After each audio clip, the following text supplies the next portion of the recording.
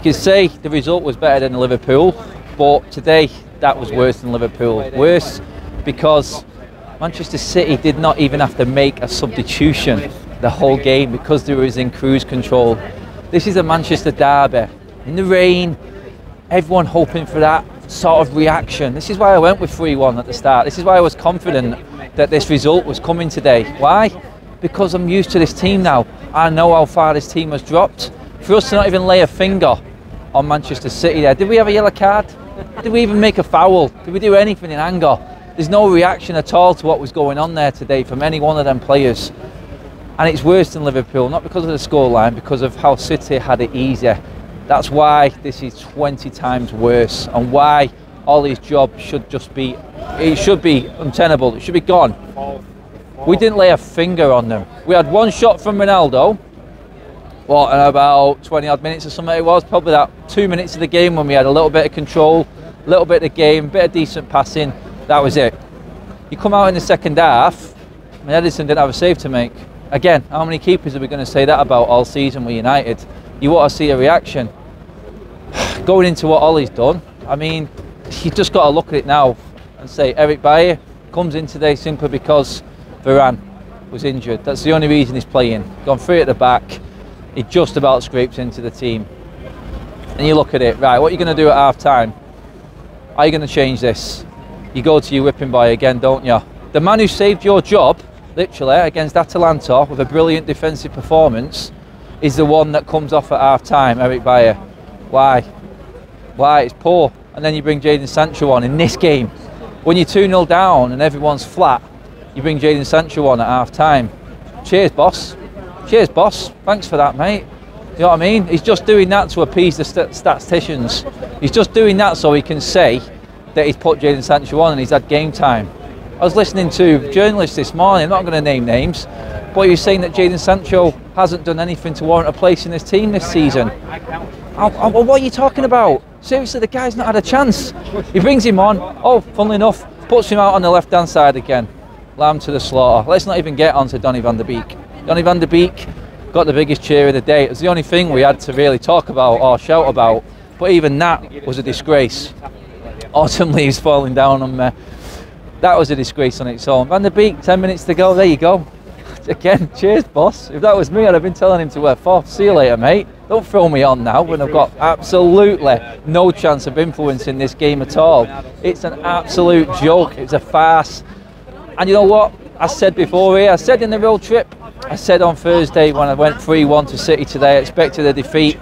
I would have been absolutely buzzing if I was proved wrong, but I was confident that I wasn't going to be proved wrong. And I don't mean that arrogantly. I've sat here every game this season and I give my reasons why I expected this result today. Because I'm seeing no change. I'm not seeing anything from the players. I'm seeing Fred and McTominay play as centre-backs because they're not good enough to take the ball on the half-turn in the positions that they should be in. They're absolutely crap.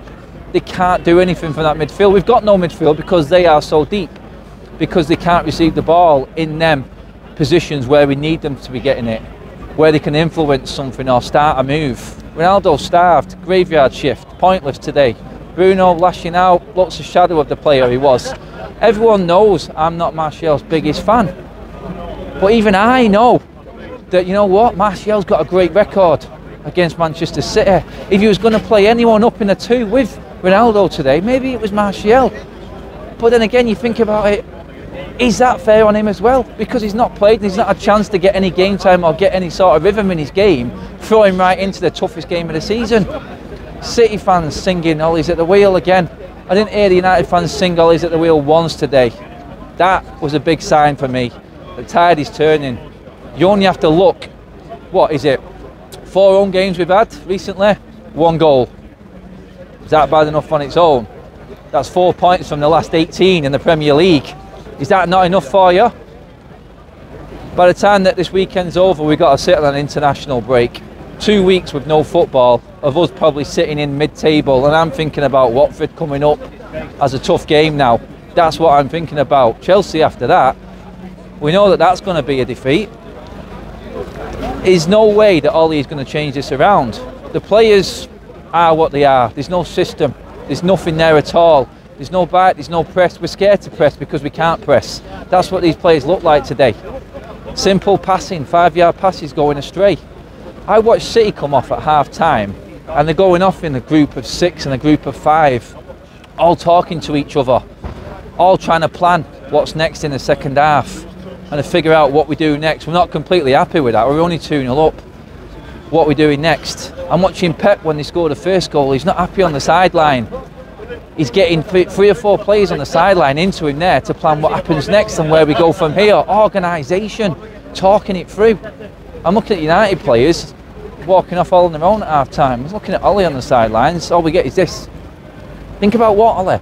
You've not given many instructions. It's quite clear. There's nothing there in these players. There's nothing there in the management, the coaching staff. We know this now. We know. So what do? We hope. We're not only going into games in hope now that we're going to see something different on the pitch, but we're going after the games, hoping that the board and everyone upstairs can actually see what's going wrong. What is enough for a change? He's had his chance. It's all right to hold your hands up and say you're just not that good enough. You've done as much as you can now. Thank you. Let's move on, because let's look at it. By the time Ollie does leave and all this big rebuild that everyone's going on about, what players are going to be left? He's isolated that many of them. I don't know who would want to be here and playing here under him now. Eric Bailly today, why he came off at half-time, God knows. God knows. Unlucky with the own goal, yeah. But let's be honest, Lindelof could have had... We had more shots on target on our own goal than we did on City's goal today. That tells you everything you need to know. I'm laughing here because I'm used to it and this is what I was expecting, and it's easy for me to laugh right now. Otherwise I'd be crying like this. Weather is shocking. And all I'm hearing in the stands is just moans and groans, and everyone's singing from the same hymn sheet at the moment. Even the away fans are singing United songs. Even they're on the same hymn sheet. It's like City went out in the second half and went, let's keep this at 2-0 so it doesn't look bad in the headlines, so Ollie stays in a job. Because while Ollie's here, Manchester United will not challenge for any trophy. That's quite simple. It's clear as day. Even if he got better, he's not going to be able to get past Pep, Tuchel or Guardiola. Even Conte is a problem now as well. And like I said, I don't think anyone would have expected any different there today. You had the hope that maybe a derby day may bring something different from us, but that's why I went with the score that I went with. Guys, nothing's changed. Rinse and repeat United. That's what it is. We got to sit on that all weekend and watch everyone else probably do a lot better and look a lot better than what we are right now.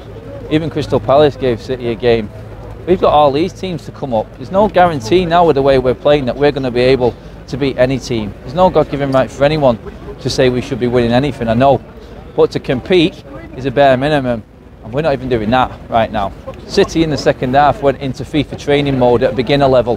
That's what it was. They didn't even want to score a goal. They couldn't be bothered scoring a goal.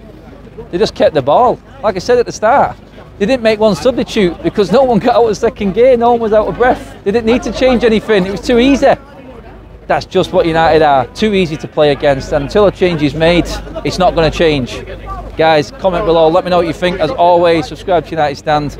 I'm not too disheartened because I'm used to it now, but let me know what you think anyway. Cheers, guys.